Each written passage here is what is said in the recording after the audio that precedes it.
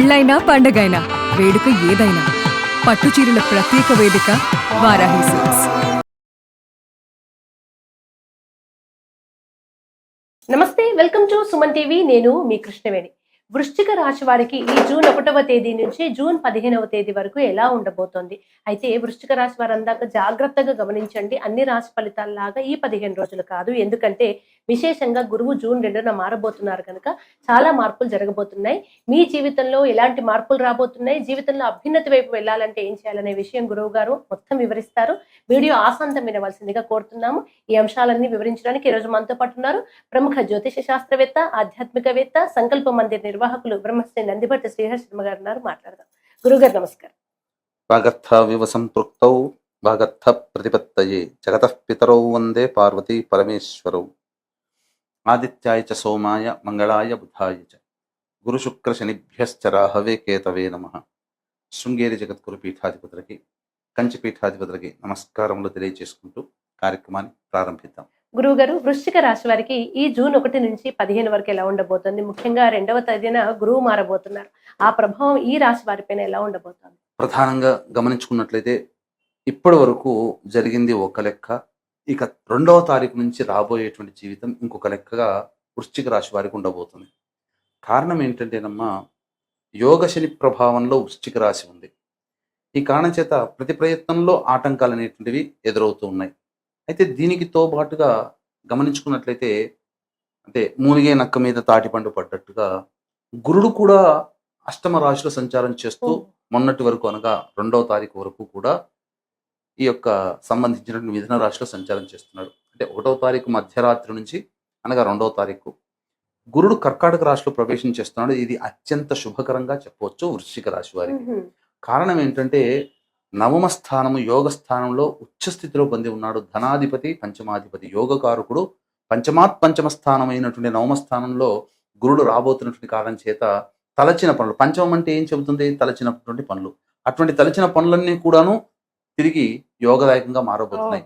అంటే అప్పటి వరకు ఖర్చు పెట్టినటువంటిది, అంటే గత సంవత్సరం వృత్తిలో కానీ వ్యాపారంలో కానీ మొదలు పెట్టినటువంటి వాళ్ళు, లేదా అభివృద్ధి కోసం అటువంటి వాళ్ళు ఆ పని చేసినప్పుడు ఆ పనులలో ఖర్చులే తప్ప లాభాన్ని పొందలేనటువంటి పరిస్థితి. కానీ 2వ తారీఖు నుంచి మెల్లమెల్లగా గ్రాడ్యువల్గా చక్కగా అభివృద్ధి బాట పొందుతారు. ముఖ్యంగా ధనలాభము.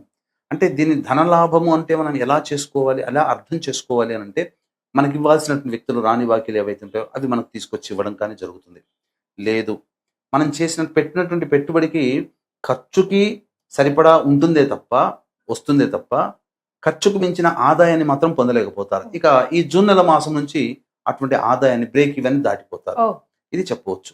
ఇంకా గమనించుకున్నట్లయితే ఎలాంటి లాభము, ఏ ప్రయత్నంలో ఉన్నారో ఆ ప్రయత్నంలో ఉన్నటువంటి వాళ్ళకి లాభం.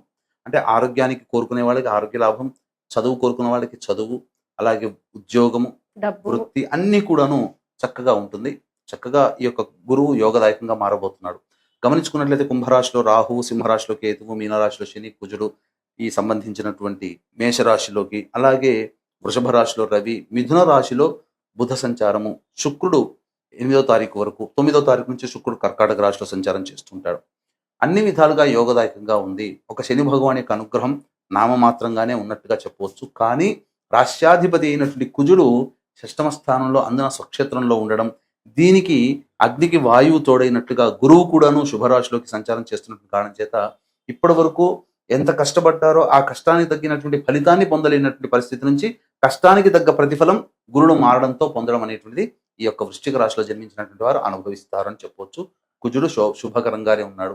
ఇక 7వ కేంద్రంలో ఉన్నటువంటి రవి యొక్క ప్రభావము కాస్త ఆరోగ్య పరిస్థితిలో జాగ్రత్తగా ఉండాలి. అనాలోచిత నిర్ణయాలు ఎక్కువ తీసుకోవడం, అవసరమైన దానికంటే ఎక్కువగా ఆలోచనలు ఈ బుధుడు మిథున రాశిలో సంచారం చేస్తున్నటువంటి కారణం చేత ఎదురయ్యేటువంటి అవకాశం ఉంటుంది. కానీ ప్రధానంగా ధనలాభము బుధుడు కూడా కలగ చేస్తుంటాడు. ఎందుకనంటే బుధుడు యోగకరుడుగా మారబోతున్నాడు. ఈ యొక్క వృశ్చిక రాశి వారికి ఆలోచన చేసి పెట్టుబడులు పెట్టినటువంటిది, లేదా ఆలోచన చేసి పలానా చోట సైట్ కొనుక్కుంటే భవిష్యత్తులో పెరుగుతుందంటే ఖచ్చితంగా అది పెరుగుతుంది. ఏదైతే ఆలోచన చేసి ప్రయత్నం చేస్తారో అటు కుజ ప్రభావం, ఇటు బుధ ప్రభావము, అలాగే శుక్రుడు కూడా యోగిస్తున్నాడు, శుక్రుడు కూడా అనుకూలంగా ఉన్నాడు. ఒక రకంగా చెప్పాలి అని అంటే ప్రధానంగా ఈ యొక్క రాహుకేతు ప్రభావము శని ప్రభావం తప్ప కుజ, శుక్ర, బుధ, గురు ఈ 4 గ్రహాలు అత్యంత శుభకరంగా ఉండబోతున్నాయి. కాబట్టి అన్ని విధాలుగా యోగదాయకంగా ఉంటుందని చెప్పవచ్చమ్మా. అయితే గమనించుకున్నట్లయితే అర్ధాష్టమ రాహు ఒక్కడే కాస్త అశుభకారి. ఈ అర్ధాష్టమ రాహు వల్ల మనకు పని ప్రయత్నం చేస్తున్నప్పుడు ఆటంకాలు ఎదురవుతాయని మనకు తెలుసు. ఖచ్చితంగా అవి జరుగుతాయి. కానీ కుజుని యొక్క ప్రభావంలో మొండితనంతో ముందడుగు వేస్తే అన్ని విధాలుగా శోభాయమానంగా శుభకరంగా ఉంటాయని చెప్పవచ్చు.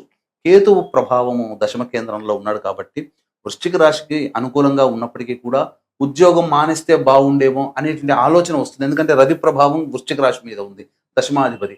కానీ అటువంటి పిచ్చి పనులు మాత్రం చేయకూడదమ్మా. రవి అనుకూలంగా లేని కారణం చేత ఉద్యోగము జాగ్రత్తగా ఉన్న దాంట్లోనే చేసుకుంటే మంచిది. వృశ్చిక రాశిలో జన్మించినటువంటి విద్యార్థులు, ఉద్యోగులు, ముఖ్యంగా విదేశాల్లో ఉన్నటువంటి వారికి ఎలా ఉండబోతోంది గురుగారు? ప్రధానంగా విదేశీ యానం చేయాలనుకునేటువంటి విద్యార్థులు ఎవరైతే ఉంటారో వాళ్ళకి విదేశీ గమనానికి అనుకూలమైనటువంటి పరిస్థితులు. ఇప్పుడు ఏదైతే ఎగ్జామ్స్ రాస్తారో దానికి తగినటువంటి ఉత్తీర్ణత శాతంతో కూడుకున్నటువంటి రిజల్ట్స్ రావడము జూన్ నుంచి అక్టోబర్ లోపల వీళ్ళు ఖచ్చితంగా విదేశీ యానానికి వెళ్ళిపోతారు, అందులో సందేహం లేదు. ఇక ప్రధానంగా చూసుకున్నట్లయితే విద్యార్థులకి అనుకూలంగా ఉండబోతుంది. అన్ని పరీక్షల్లో ప్రథమ శ్రేణి ఉత్తీర్ణతతో పాస్ అవుతారని చెప్పవచ్చు. ఇక ఉద్యోగార్థులకి మాత్రం ఇంతకుముందు మనం చెప్పుకున్నట్లుగా కేతుగ్రహ ప్రభావం, రవి ప్రభావం ఉండడం వల్ల ప్రధానంగా ఉన్నతాధికారుల యొక్క ఆగ్రహానికి గురయ్యే అవకాశం ఉంటుంది. కాబట్టి ఉద్యోగం మానేస్తే బాగుండు, వేరే ఉద్యోగం చూసుకుందా నాకేం తక్కువ అనుకునే ఆలోచన ఉంటుంది. అటువంటి పిచ్చి పనులు మాత్రం చేయకండి. ఒక నెలన్నర మాటు మీరు కామ్గా లౌక్యంతో వ్యవహరిస్తూ కాలం మనకు కలిసి రాలేదనే భావంతో ఉండండి. అన్ని విధాలుగా చక్కగా ఉంటుందని చెప్పవచ్చు. అలాగే గురుగారు, వృశ్చిక రాశి వారికి జూన్ 1 నుంచి 15 వరకు రోజువారీ ఫలితాలు ఎలా ఉన్నాయి? ప్రధానంగా ఈ యొక్క వృశ్చిక రాశి వారికి మనం చూసుకుంటే ఇంతకుముందు గతంలో మనం ఎప్పుడు కూడాను రోజువారీ కార్యక్రమాల్లో ఏ రోజు ఖర్చులు ఉంటాయి, ఏ రోజులు మానసిక పరిస్థితులు ఉంటాయనే విషయాల గురించే మాత్రమే మనం చెప్పుకుంటూ వస్తున్నాం. తదనుగుణంగా ఫలితాలు కూడా దాదాపు 90% మందికి వాళ్ళు ఫలితాలు జరుగుతూ ఉన్నాయి. 10% మందికి మాత్రమే జరగట్లేవు. కారణం ఏంటంటే వాళ్ళ యొక్క జన్మ రాశి వేరుగా ఉండడం, నామనక్షత్రం మీద తెలుసుకుంటూ ఉండడం, రాశి తెలిసినప్పటికీ కూడా నామనక్షత్రం మీదనే చూసుకోవడం, అలాగే నడుస్తున్నటువంటి గ్రహ దశాంతర దశల ప్రభావాల వలన కొంత ఇబ్బందికర పరిస్థితులు. అయితే గమనించుకున్నట్లయితే వీక్షించేటువంటి ప్రేక్షకులు గమనించాల్సినటువంటిది, మీరు ఎంత కష్టపడ్డా కష్టానికి తగినటువంటి ఫలితం దక్కట్లేదా? ఎన్ని ప్రయత్నాలు చేసినా అన్ని నోటి దాకా వచ్చి వెనక్కి వెళ్ళిపోతున్నాయా? అలాగే వివాహాలు కాక సంతానం కలక ఇబ్బందులు పడుతున్నారా? డైవోర్సులు ఎక్కువగా అవుతున్నాయా? కుటుంబంలో ఇంటర్ కాస్ట్, ఇంటర్ రిలీజన్ మ్యారేజ్లు జరుగుతున్నాయా? అలాగే మందులకి నయం కాని రోగాలతో బాధపడుతున్నారా? కుటుంబ సభ్యుల మధ్య అవగాహన లేక ఎవరికి వారే యమునా తీరి అంటున్నారా? ఎంత కష్టపడ్డా కష్టానికి తగ్గ ప్రతిఫలం లభించట్లేదు అంటే ఖచ్చితంగా మీ కుటుంబంలో పంచశాప ప్రభావాలు ఉన్నట్టే లెక్క. పంచశాప ప్రభావం అనగా స్త్రీ శాపము, గురు శాపము, దైవ శాపము, సర్పశాపము, పితృశాపము లాంటివి. ఈ యొక్క పంచశాప ప్రభావాల నివారణకి మన పీఠమాధ్వర్యంలో ప్రతి నెల 2వ ఆదివారం రోజున కార్యక్రమాలు జరిపించడం జరుగుతుంది. రాలేని వాళ్ళ కోసం బ్రాహ్మణుని కర్తగా పెట్టి చేయించడం జరుగుతుంది. అవకాశం ఉన్నటువంటి వాళ్ళు ఈ యొక్క స్క్రీన్ పై కనిపిస్తున్న నెంబర్కి కాంటాక్ట్ చేసి పంచశాప నివారణ జరిపించుకోండి. తదనంతరం మీ జీవితం ఆనందమయం చేసుకోవచ్చు. ఇక గమనించుకున్నట్లయితే 1వ తారీఖు రోజున ప్రధానంగా పెండింగ్ లో ఉన్నటువంటి పనులను పూర్తి చేసుకుంటారు. విందులు వినోదాలు కుటుంబ సభ్యులతో పాల్గొంటారు. ధనం అనగా ఖర్చులకి సరిపడా ధనము కూడా చేకూరుతుందని చెప్పవచ్చు. 2, 3, 4 తేదీలో మాత్రం కుటుంబ సభ్యులతో వాగ్వివాదాలు జరిగే అవకాశాలు ఉంటాయి. ముఖ్యంగా శిరో బాధలు ఎక్కువగా పడతారు. అలాగే మనస్సు ఆందోళనగా ఉంటుంది. ఖర్చులు కూడా అధికంగా ఉంటాయని చెప్పవచ్చు. ఇక 5, 6 ఈ తేదీల్లో ఖర్చులకు మించిన ఆదాయం లభించడం ద్వారా అన్ని విధాలుగా సహాయ సహకారాలు పొందుతారు. పెండింగ్ లో ఉన్నటువంటి పనులను పూర్తి చేసుకుంటారు. అదే విధంగా రాని బాకీలు వసూలవుతాయి. సంతోషకరమైనటువంటి జీవితాన్ని సోదర సోదరిమణులతో బంధుమిత్రులతో పాల్గొంటారని చెప్పవచ్చు. ఇక 7, 8 ఈ తేదీల్లో మాత్రం చాలా కీలకమైనటువంటి వాహనాన్ని నడిపేటప్పుడు జాగ్రత్తలు పాటించాలి. తల్లిగారి ఆరోగ్యం పట్ల శ్రద్ధ వహించాలి. అలాగే గృహోపకరణాలకి, వాహన మరమ్మతులకి ఖర్చులు అధికంగా ఉంటాయి.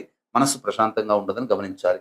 ఇక 9, 10, 11 ఈ తేదీల్లో కనుక గమనించుకున్నట్లయితే మీ ఆరోగ్యం పట్ల శ్రద్ధ వహించాలి. జ్వర పీడితులయ్యేటువంటి అవకాశం ఎక్కువగా గోచరమవుతుంది. మోకాల నుంచి పాదాల వరకు ఎక్కువగా ఇబ్బంది పడడం అనేటువంటిది జరుగుతుంది. అన్నిటికంటే ముఖ్యంగా కింది స్థాయి వాళ్ళు మీకు సహాయ సహకారాలు అందించలేకపోవడం వల్ల మీరు అనుకున్నటువంటి పనులు మధ్యలోనే ఆగిపోతాయి. తలచినటువంటి పనులు కార్యరూపం దాల్చక ఎక్కువగా ఇబ్బందులు పడేటువంటి అవకాశాలు గోచరమవుతున్నాయని చెప్పవచ్చు. ఇక 12, 13 ఈ తేదీల్లో కనుక గమనించుకున్నట్లయితే 12, 13, 14, 15 ఈ యొక్క 4 రోజుల్లో కూడా అన్ని విధాలుగా అనుకూలమైనటువంటి వాతావరణం ఉంటుంది. భాగస్వాములు, జీవిత భాగస్వామి, వ్యాపార భాగస్వాములు ఎవరితో కలిసి పనిచేసినా వాళ్ళతో వచ్చేటువంటి ఆటంకాలని, పొరపచ్చాలను తొలగించుకొని ముందడుగు వేసే అవకాశం ఉంటుంది. రాని బాకీలు వసూలవుతాయి. ఖర్చుకు మించినటువంటి ఆదాయం లభించడం ద్వారా మీరు ఆనందంగా కుటుంబ సభ్యులు, మిత్రులతో సంతోషంగా గడుపుతారని చెప్పవచ్చు. గురువుగారు, వృశ్చిక రాశి వారు దోష నివారణ కోసం చేసుకోవాల్సిన పరిహారాలు ఏంటి? ప్రధానంగా ఈ రాహు ప్రభావము, అలాగే ఈ యొక్క వృశ్చిక రాశి వారికి శని ప్రభావం అనుకూలంగా లేని కారణం చేత ప్రతిరోజు కూడాను శివాలయంలో దర్శనం చేసుకొని స్వామికి అర్చన, అమ్మవారికి కుంకుమార్చన జరిపించుకోండి. చాలా మటుకు సమస్యలు అనేటువంటివి పరిష్కరించబడతాయని చెప్పుకోవచ్చు. ధన్యవాదాలు గురు. సర్వం శ్రీ ఉమామహేశ్వర పరబ్రహ్మార్పణమస్తు.